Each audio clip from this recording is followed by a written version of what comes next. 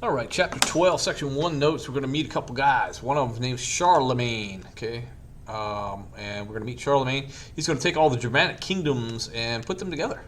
So we're going to talk about Charlemagne, a guy named Clovis, a couple interesting people. But first, okay, we're going to start with the Dark Ages, okay? We're looking at a Western Empire, the Roman Empire, the West, from Italy and Spain and France and Germany and England and all over there. Germanic invaders overrun the Western Roman Empire in the 400s, leading to the fall of Rome in 476. There's constant fighting between these invaders. They fight with each other. They fight with the Romans. They fight with whoever they happen to run across. It is near constant warfare. There is no trade anymore because you can't travel safely. There is no government anymore. There is no Roman Empire. People leave the cities because cities are targets. The Germanic invaders come to the cities looking for the barbarians, looking for any wealth or anything they can find. Rome goes from a city of over 1 million people to a city of less than 10,000 people. Okay? Everyone runs to the countryside for safety. I can't over-stress the change here. You go from a Roman Empire where there is law and order and government to total chaos. There is nothing that's keeping anything together. You are not safe anywhere.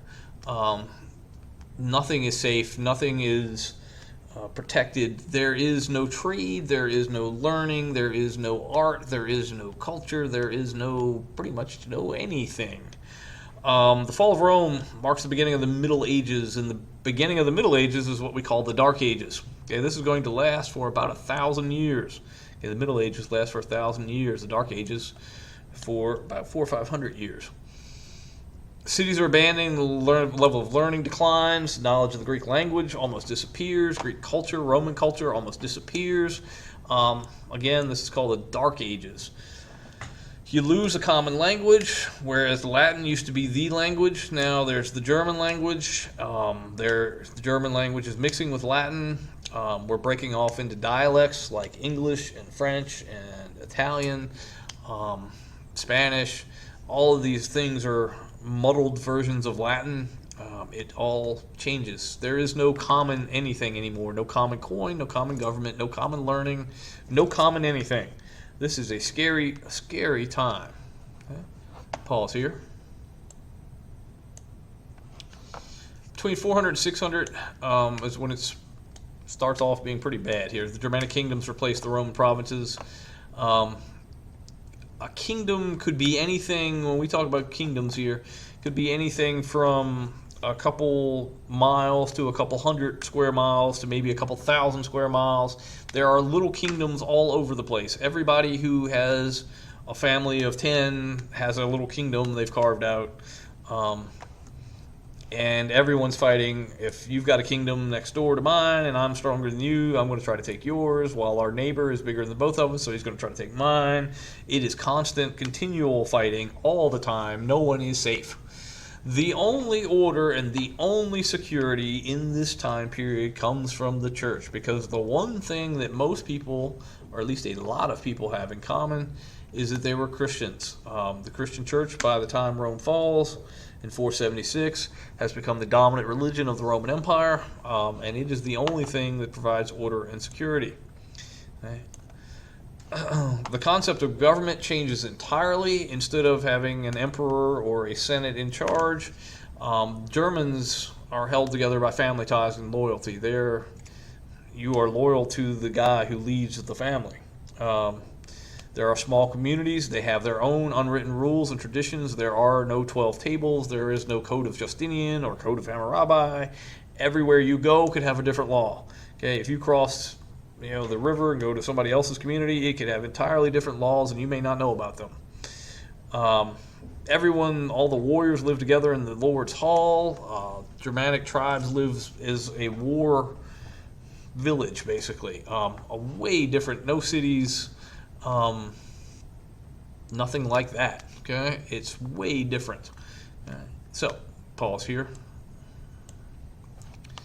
Into this steps a guy named Clovis. And Clovis is from France. He is from Gaul.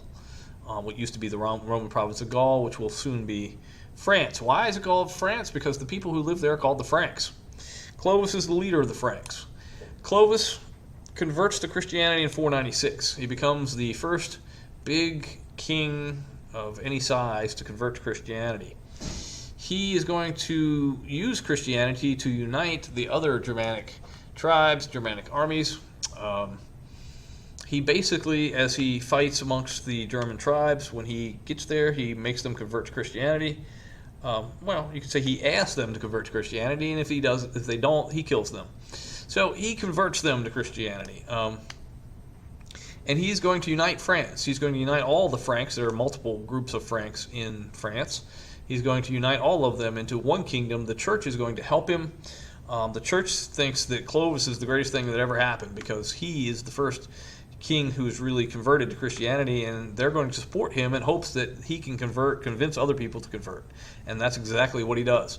So the church is now getting involved in politics as they push Clovis to be king in hopes that he will unite all of what used to be Gaul and what's now called France. Okay. Pause here. How does the church spread? Even farther into the German communities where it was not during the Roman Empire. The Frankish rulers of Clovis and the people who follow Clovis are going to convert Germanic people to Christianity. Like I said, you either convert or they kill you. Missionaries are going to travel to try to convert some Germanic tribes, some Celtic tribes in Scotland, Ireland, places like that. So before the armies get there, the missionaries get there, and if the missionaries don't get it done, then the armies come and the Frankish rulers come, and you convert or you die. So you have your choice. Church, meanwhile, building lots of monasteries. Monks are living there. One of the safest jobs at this time, the only safe job really, is to work with the church, to join the church. Monks are going to live in, the church is going to build monasteries where monks live and where nuns are going to live. The most famous monk and the most famous nun of the time are a brother and sister pair. They're Italian. One guy's named Benedict. Benedict is going to come up with what's called the Benedictine order. He writes rules to govern how to live together in a monastery, what the purpose of monasteries are, what you're supposed to do there, how you study God. His sister is called Scholastica. You might recognize this name. Scholastica is going to adopt rules for nuns. So he sets up rules. Benedict sets up rules for dudes. Scholastica sets up rules for women.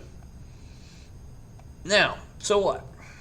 In a time when no one else is learning or doing anything, these monks and nuns are going to establish schools and preserve learning. They're going to collect libraries. When no one else has libraries, no one else has schools, the only learned people, the only people that know how to read or write or study or are interested in learning or academics are monks and nuns in monasteries. The church, you cannot overstate the importance of the church in keeping some sort of order and preserving some sort of education for the West. Okay, Benedict and Scholastica are the leaders, but there are several others, monks and nuns, who are going to come together to establish these schools and preserve learning. Okay, you can't overstate how important this is. This is the only learning and the only people who know how to read and write. Pause here.